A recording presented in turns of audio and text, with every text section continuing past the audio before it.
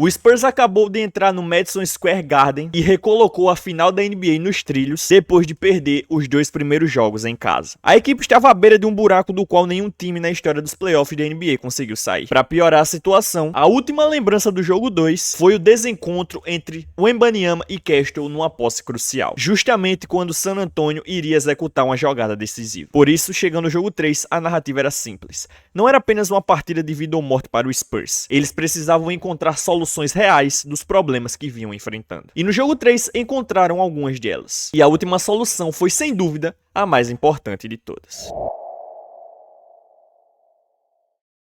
Galera, antes de continuar com o vídeo, quero falar uma coisa com vocês. Se vocês curtem os vídeos aqui do canal, ou se você caiu de paraquedas, não se esquece de deixar o like no vídeo e se inscrever no canal, porque isso ajuda bastante aqui no crescimento, beleza? Tô com a meta de bater 100k de inscritos até o final do ano, então se você quer me ajudar nessa meta, é só deixar o like, se inscrever no canal e ativar o sininho. Aproveita e comenta aqui embaixo o que é que vocês estão achando dessa série entre New York Knicks e San Antonio Spurs. Fez tudo isso, podemos voltar pro vídeo. Tamo junto. Mas começando pelo primeiro ponto, a principal resposta veio da dupla Wembanyama e Castle, que conseguiram inverter o problema que vinha prejudicando San Antonio e ditar o ritmo da partida. Nos jogos 1 e 2, Karl-Anthony Towns foi quem mais causou dificuldades. Ele arrastava o Wembanyama para longe do garrafão, obrigando o Spurs a defender em espaços abertos e forçando a equipe a escolher entre marcar seu arremesso ou manter o melhor protetor de aro do planeta próximo à cesta. No entanto, no jogo 3, o Spurs fez Towns enfrentar uma situação parecida. O Spurs continua envolvendo Castle e Wembanyama nas jogadas, e em vez de Towns ser quem tirava o Wembanyama na zona de conforto, agora era ele quem precisava conter Castle atacando em direção à cesta, enquanto Wembanyama fazia o movimento em direção ao aro logo atrás.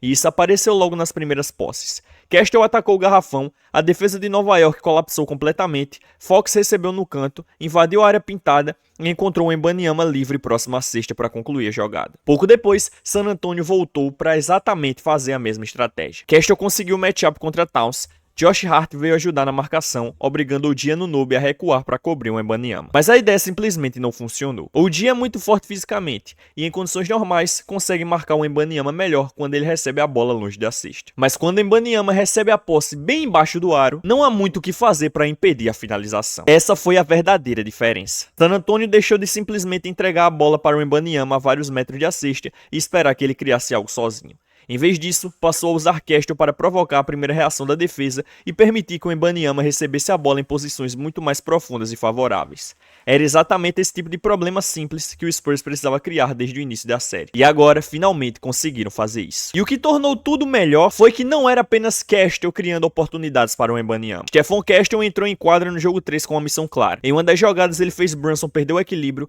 absorveu o contato de Bridges e ainda converteu a cesta com falta. Pouco depois, atacou a cesta novamente com agressividade, teve o braço segurado por Josh Hart, recebeu o contato de Anunoby no aro e, de forma surpreendente, a arbitragem não marcou nada. Sinceramente, às vezes parece que Castle é um dos jogadores mais ignorados pela arbitragem quando ataca a cesta. Mas ele não diminuiu o ritmo. E essa foi exatamente a postura que definiu o primeiro quarto. Castle não ficou esperando o Wembanyama salvar a temporada. Na verdade, foi ele quem ajudou a criar as condições para que o Wembanyama dominasse a partida.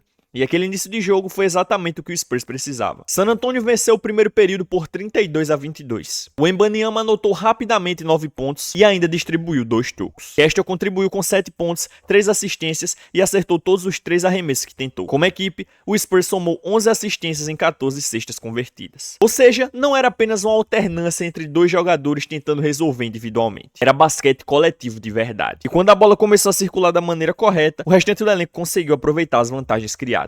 Ao final da partida, o Wembanyama terminou com 32 pontos, 8 rebotes, 6 assistências, 2 roubos e 3 tocos, convertendo 11 dos seus 18 arremessos. Já Castle encerrou a noite com 23 pontos, 5 rebotes e 5 assistências, acertando 8 de 14 tentativas. Com esses números, eles se tornaram a primeira dupla de companheiros de equipe, com menos de 22 anos, a marcar pelo menos 20 pontos cada em uma partida de final de NBA. Além disso, após seus 3 primeiros jogos em finais, Victor Wembanyama acumulou 85 pontos e 10 tocos. Castle acabou de registrar uma atuação de 23 pontos, 5 rebotes e 5 assistências em uma partida de finais. Em idade mais jovem, apenas Magic Johnson e Tony Parker conseguiram algo semelhante. E isso praticamente resume a situação atual. O Spurs parece ter encontrado uma dupla capaz de dominar a liga por muitos anos. O Wembanyama e Castle têm tudo para formar um dos pares mais devastadores da NBA no futuro. Mas agora vamos para a segunda resposta encontrada pelo San Antonio Spurs: a forma como conseguiram sobreviver ao melhor momento do Knicks na partida. Depois de um primeiro quarto praticamente perfeito de San Antonio, o banco de Nova York mudou completamente a energia da partida. José Alvarado atacou o Wembanyama logo de cara. Primeiro converteu um floater e em seguida acertou um arremesso de média distância após o drible, dando ao Knicks um impulso que precisava. Pouco depois, Jordan Clarkson apareceu livre após um passe de OG Anunoby e converteu uma bola de 3. Karl-Anthony Towns finalmente passou a ser mais agressivo ofensivamente, atacando De'Aaron Fox para pontuar. Em seguida, OG aproveitou um erro de Carter Bryant e castigou o Spurs com uma bola de 3 completamente livre em transição. Nova York voltou a jogar o basquete que a transformou em uma das equipes mais perigosas desses playoffs. Logo depois, Jalen Brunson acertou uma bola de 3 que deu ao Knicks sua primeira vantagem no placar durante toda a partida. Mas o Wembanyama respondeu imediatamente. Primeiro converteu uma bola de 3, depois recebeu uma ponte aérea perfeita de Fox e finalizou com apenas uma das mãos, incendiando novamente o jogo. Só que Nova York continuou pressionando. O dia atacou o Wembanyama diretamente e enterrou com autoridade. Josh Hart apareceu mais uma vez para converter outra bola de 3. E então surgiu a movimentação de bola que tornou o Knicks tão eficiente. OG encontrou Bridges passou para Hart e Hart localizou Brunson livre para converter o arremesso de 3 no catch and shoot. Essa é exatamente a versão do Knicks que o Spurs não pode permitir que ganhe confiança. San Antonio consegue conviver com a versão mais lenta de Nova York, baseada em jogadas individuais e isolations. O verdadeiro problema aparece quando o Knicks faz a bola circular rapidamente pelo perímetro. Quando isso acontece, OG Anunoby ataca os closeouts com agressividade, converte bola do corner, Josh Hart também começa a acertar seus arremessos, Towns se envolve de forma consistente no ataque e, acima de tudo, Jalen Brunson recebe a bola depois que a defesa já precisou se deslocar e se reorganizar. É nesse cenário que o ataque do Knicks se torna realmente difícil de conter. No segundo quarto, o Knicks foi simplesmente avassalador. A equipe marcou 42 pontos, converteu 14 dos 19 arremessos, incluindo 6 de 9 nas bolas de 3, além de distribuir 9 assistências. San Antonio, que havia terminado o primeiro período com 11 pontos de vantagem, acabou sendo superado por 18 pontos apenas no segundo quarto, vendo toda sua vantagem desaparecer de forma contundente. Mas depois do intervalo,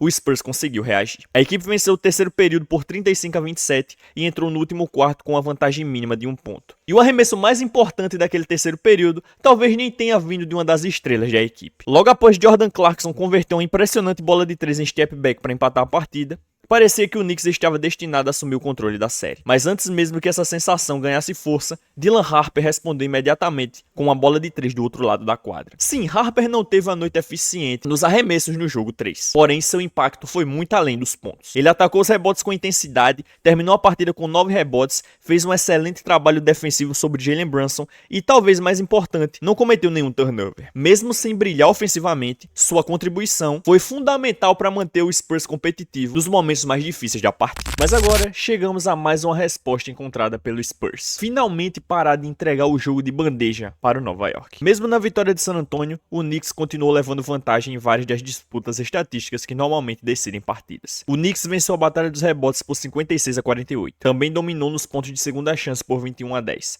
Nos contra-ataques, a superioridade foi ainda maior, com vantagem de 15-5. E até mesmo nos pontos marcados no garrafão, o Knicks terminou à frente. Na maioria das noites, números como esses costumam dar a vitória para o Nova York. A diferença foi que o Spurs finalmente corrigiu o problema que vinha destruindo a equipe nos 2 primeiros jogos: os desperdícios de bola. San Antonio cometeu apenas 8 turnovers no jogo 3, já o Knicks perdeu a posse 13 vezes, e o Spurs transformou esses erros adversários em 21 pontos. No jogo 1, os turnovers foram decisivos no último quarto. No jogo 2, a derrota terminou marcada naquela jogada maluca entre o Wembanyama e Castle. E embora o jogo 3 ainda tenha apresentado algumas posses confusas, o Spurs deixou de oferecer pontos fáceis para New York durante toda a partida. De'Aaron Fox talvez tenha sido o caso mais curioso desse confronto. Durante o jogo, sua atuação foi extremamente frustrante em vários momentos. Ele terminou com apenas 12 pontos, acertando 4 dos 14 arremessos tentados e errando todas as 5 bolas de 3 que arremessou. Houve até uma posse nos minutos finais em que Fox recusou um arremesso de 3 completamente livre, perdeu o equilíbrio e acabou lançando a bola para fora da quadra. Foi realmente uma sequência difícil de explicar, mas ao mesmo tempo a sua contribuição foi um pouco maior do que os números indicam. Fox distribuiu 8 assistências e cometeu apenas 2 turnovers. Também conseguiu um toque importante vindo por trás em Karl-Anthony Towns e nos momentos decisivos converteu uma das cestas mais importantes da noite, colocando o Spurs 5 pontos à frente no placar. Então, mesmo sem uma grande atuação ofensiva, algo que tem acontecido com frequência nesses playoffs, ele encontrou maneiras de impactar o jogo e fez jogadas vencedoras quando a equipe mais precisou dele. Mas a verdadeira história do segundo tempo foi o que aconteceu com o ataque do Knicks. Jalen Brunson ainda terminou a partida com 32 pontos, então não foi um daqueles jogos em que ele foi completamente anulado pela defesa adversária. Porém, além dos 5 turnovers cometidos, ele registrou apenas 5 assistências. E mais importante, toda a equipe de Nova York distribuiu somente 6 assistências durante o segundo tempo inteiro, depois de ter acumulado 12 na primeira metade da partida. O Knicks do segundo quarto parecia uma equipe capaz de conquistar o campeonato. A bola circulava, os arremessos apareciam naturalmente. Já o Knicks, visto após o intervalo, foi muito diferente. Foi um time mais previsível, menos coletivo e muito mais fácil de ser controlado defensivamente. E essa é exatamente a versão do Knicks que o San Antonio deve se sentir confortável em enfrentar. O maior problema do Knicks foi a pouca participação de Karl-Anthony Towns. Towns é teoricamente o matchup mais complicado dessa série. É ele quem consegue arrastar um Wembanyama para longe da cesta, explorar defensores menores no poste e transformar as escolhas defensivas de San Antonio em um verdadeiro pesadelo. Mas no jogo 3, isso simplesmente não aconteceu. Ele terminou a partida com apenas 11 pontos, tentou somente 10 arremessos de quadra e ainda passou em branco nas 2 tentativas de 3 pontos. E o aspecto mais preocupante foi o seu início de jogo. Towns tentou apenas um arremesso durante todo o primeiro quarto. Quando a equipe precisa que você dite o ritmo da partida, desde os minutos iniciais, uma postura tão passiva dificilmente será suficiente. E então, chegamos à quarta resposta do Spurs. Talvez a mais importante de todas. Porque foi justamente nesse aspecto que os 2 primeiros jogos escaparam da mão do San Antonio. O jogo 1 estava completamente ao alcance do Spurs, mas a equipe desmoronou no último período.